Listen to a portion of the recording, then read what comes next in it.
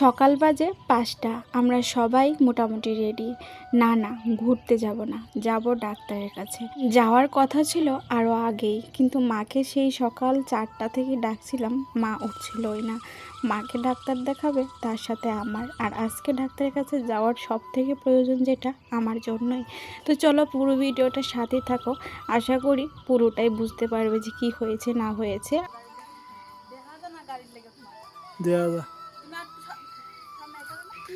এখন বাজে ভোর 5টা, সেই 5:30। এখন বাজে ভোর 5টা, এখন যাব ডাক্তারের কাছে। আরও আগে যাওয়ার কথা ছিল, মা উঠছিল না আর কি। তো এখন সবাই রেডি, এখন যাব। এই যে আস্তে আস্তে প্রায় 9টা, 9:30 বেজে যাবে।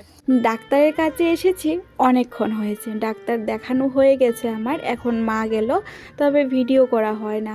আসলে কি বলতো, ডাক্তারের কাছে গেলে না আমার ভিডিও করতে ইচ্ছে করে না, মানে কীরকম যেন একটা লাগে। মনে হয় আমার একটুখানি ভিডিও করা নিয়ে যদি আরও একটা মানুষের সমস্যা হয়, মানে সেই কথাগুলি যেন মাথায় বারবার ঘুরে। সেই জন্য অন্তত ডাক্তারের কাছে গেলে আমি কোনোদিনও ভিডিও করি না। ডাক্তার দেখিয়ে বাড়িতে আসার সময় তোমাদের দাদাকে বললাম যে আজকে তো শনিবার, একটু নিরামিষ ভাত নিয়ে নাও, কারণ বাড়িতে গিয়ে রান্নাঘর লেপে মুছে পরিষ্কার করে রান্না করতে করতে কিন্তু অনেকটা বেলা হয়ে যাবে। আর সেই ভোর 5টায় বেরিয়েছি, কিছুই খাইনি আমরা কেউ। খুব খিদেও পেয়ে গিয়েছিল বাড়িতে আসতে আসতে, কিন্তু 9টা, 9:30 বেজে গেছে। তাই সবাই মিলে কিন্তু নিরামিষ ভাতটা খেয়ে তারপর গিয়ে কাজে লাগলাম, কারণ সমস্ত কিছু পরিষ্কার করে তো রান্না করতে হবে। ডাক্তারের কাছ থেকে এসে কিন্তু আমি স্নান করে খাওয়া দাওয়া করলাম, কারণ শরীরটা গরমে এতটা খারাপ লাগছিল। অনেক দূর থেকে গাড়ি জার্নি করে আসলাম তো, সেই জন্য। তো স্নান করে খাওয়া দাওয়া করে কিন্তু এখন একবারে কাজে লেগে পড়লাম।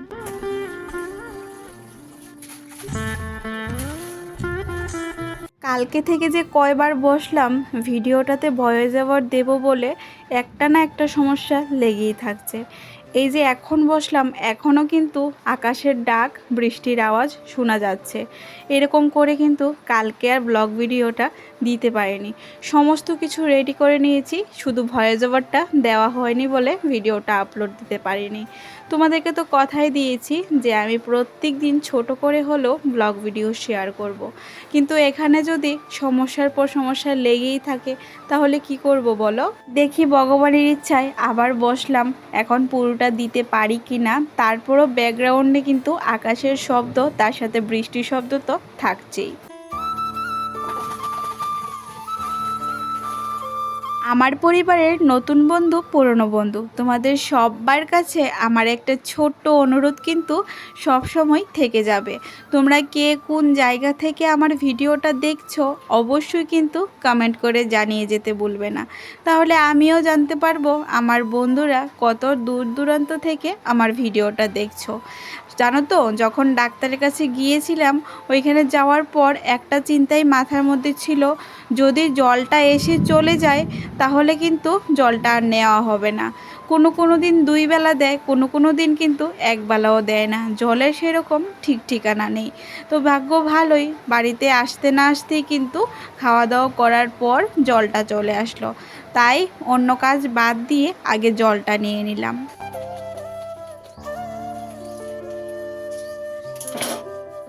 কতদিন ধরেই ভাবছি গ্যাসের এই জায়গাটাকে একটু ঠিক করব, কিন্তু সময় আর পরিস্থিতির জন্য কিছুই জন্য করতে পারছি না।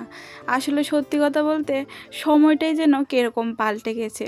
একটা কাজ করতে আসি আর একটা কাজ করে ফেলি। দেখো না, বারবার গ্যাসটা রান্না করতে গেলেও পড়ে যায়, নিচে কাঠের টুকরা দিয়ে রেখেছি। আর এদিকে টিনগুলি কীরকম জংকারে নষ্ট হয়ে গেছে। আচ্ছা, এই টিনগুলিতে কি দিলে ভালো হয় বলো তো? তোমরা একটু আমাকে বলো কমেন্ট করে, তাহলে না হয় আমি একটা কিছু করার চেষ্টা করব। আসলে কি বলো তো, তোমাদের দাদাভাই না এইসব ঘর গুছানো নিয়ে একদমই মাথা ঘামায় না। ওর একটাই কথা, যখন একটা ভালো করে ঘর উঠাবো তখন ঘর গুছিয়ে সুন্দর করে রাখবে।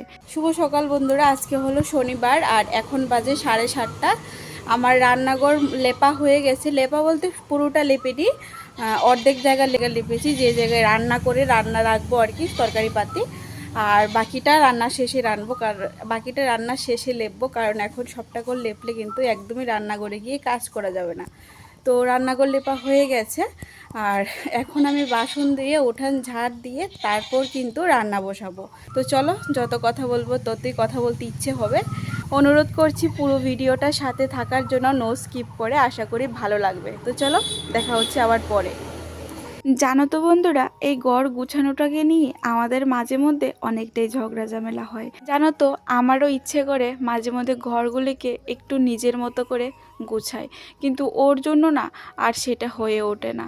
নিজে তো টাকা দিতেই চায় না, আর আমিও যদি কিছু একটু একটু করে জমিয়ে কিছুটা করার চেষ্টা করি, তাহলে ঘরে তুমুল ঝগড়া হয়। জানি না জীবনে কোনোদিনও একটা সুন্দর করে পাকা ঘর তুলতে পারবো কি না, আমার কপালে আছে কি না। তবে আমার যেটা আছে সেটাকে একটু গুছিয়ে রাখার চেষ্টা করি, কিন্তু এই মানুষটার জন্য আর গুছিয়ে রাখতে পারি না। সেই ভিডিও শুরু থেকেই এখন পর্যন্ত খালি আমার আর আমার সংসারের কথা বলেই যাচ্ছি।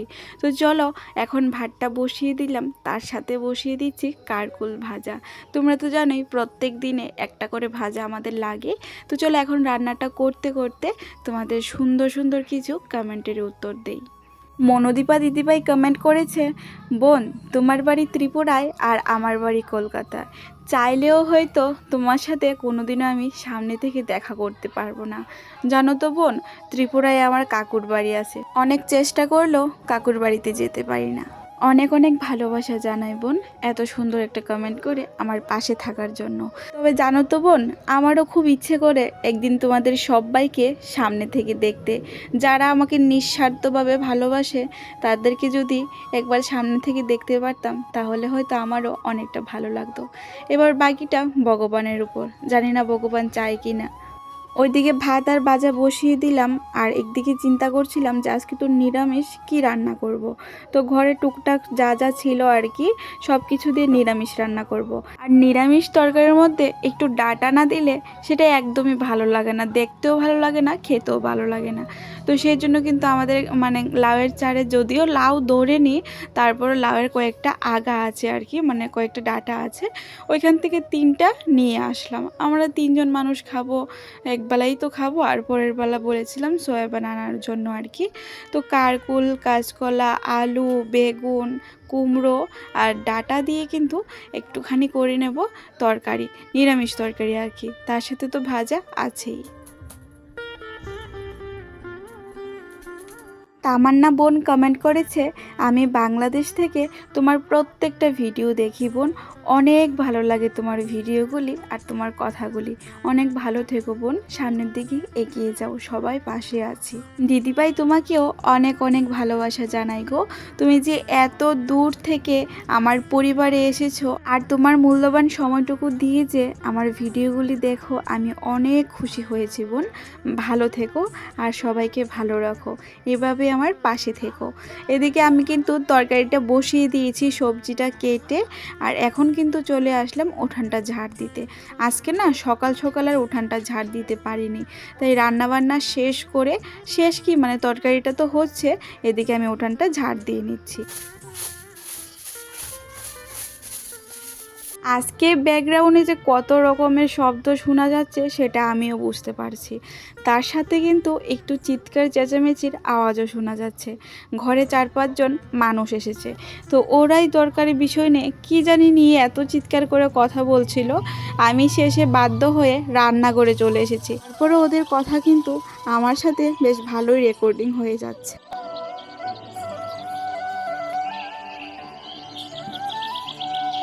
মিনাল চ্যানেল থেকে একজন দিদিভাই কমেন্ট করেছে, আমি তারকেশ্বর থেকে তোমার ভিডিও দেখি বোন, অনেক ভালো লাগে, তোমার কথাগুলি না ভীষণ ভালো লাগে। জানো তো বোন, তোমার ভিডিওগুলি আমার ছেলেটা দেখতে অনেক পছন্দ করে। আমার ছেলের নাম সিদ্ধার্থ রয়। বোন, তোমাকে অনেক অনেক ভালোবাসা জানাই এত দূর থেকে আমার ভিডিওগুলি দেখার জন্য আর এত সুন্দর করে কমেন্ট করার জন্য। তার সাথে সিদ্ধার্থ বাবাকেও অনেক অনেক ভালোবাসা রইল আমার তরফ থেকে। অনেক বড় হোক আর অনেক ভালো থাকুক। এদিকে দেখো, তোমাদের সাথে কথা বলতে বলতে মার ঘরের তোশকটা কিন্তু আমি আজকে রৌদ্রে দিয়ে দিয়েছি। কারণ ওই যে যখন ওরা বাড়িতে ছিল না, তখন কিন্তু মা মেয়ে দুইজনই ওই বিছানায় ঘুমিয়েছিলাম। তার মধ্যে আবার একদিন মেয়েটা হিসু করে দিয়েছিল। যদিও মানে তুষকে পড়েছিল না, তারপরে কীরকম যেন একটা লাগছে, তাই আজকে একটু রৌদ্রে দিয়ে দিলাম, যেহেতু রৌদ্রটা ভালোই উঠেছে। তার সাথে আমাদের বিছানারও কিন্তু খাতা কম্বলটা রৌদ্রে দিয়ে এখন চলে আসলাম ঠাকুরঘরের বারান্দাটা ধুয়ে নিতে। তারপর কিন্তু স্নান করে পুজো দিয়ে দেব।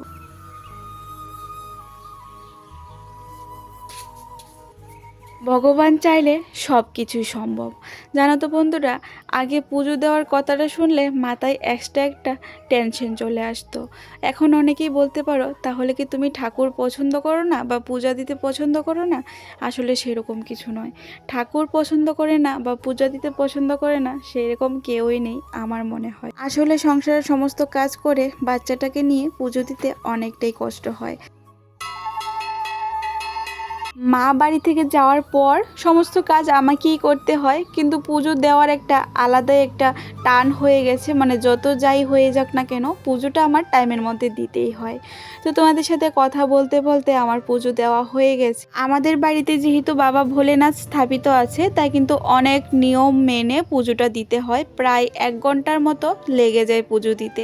তাই মেয়েটাকে নিয়ে এত কিছু গুছিয়ে নিয়ম মেনে পুজো দিতে অনেকটাই কষ্ট হয়। আর ও কিন্তু মানে এক জায়গায় থাকে না, ঠাকুর ঘরে গেলেও এটা সেটা ধরে নষ্ট করে। আর সেই জন্য কিন্তু মেয়েটাকে নিয়ে পুজো দিতে আমার কষ্ট হয়। তো পুজোতে দেওয়া আমার হয়ে গেছে। এখন আমাদের ঘরের খাতা কম্বলগুলি নিয়ে মেয়েটাকে স্নান করিয়ে নেব। তো বন্ধুরা, এখন বাজে বিকেল 4টা। দুপুরবেলা তো দুপুরবেলা খাওয়া দাওয়া করে আমিও একটু ঘুমিয়েছিলাম মেয়ের সাথে। তো ভেবেছিলাম বারান্দার মানে রান্নাঘরের ধারটা লেপবো, রান্নাঘরে যে বাকিটা ছিল বাকি জায়গাটা লেপবো, কিন্তু এখন আকাশের অবস্থাটা খারাপ, মেঘলা হয়ে আছে আর মানে মোটামুটি বৃষ্টিও পড়ছে একটু একটু। তো মাও বলছিল এত কষ্ট করে লেপবা, তো বৃষ্টি আসলে তো আবার সেই হয়ে যাবে নষ্ট, তো আজকে আর লেপবো না, কালকে লেপবো। যদি আজকে বৃষ্টি না আসে তাহলে কালকে লেপে নেবো আর কি। মাটি তো আনাই আছে। আর এখন বসলাম মেয়েটাকে ভাত খাওয়াতে। আর রান্নাঘরে কিন্তু রাতের জন্য ভাত বসিয়ে দিয়েছি, কারণ বৃষ্টি আসলে না কারেন্ট থাকে না, আর কারেন্ট না থাকলে একদমই ভালো লাগে না রান্না করতে।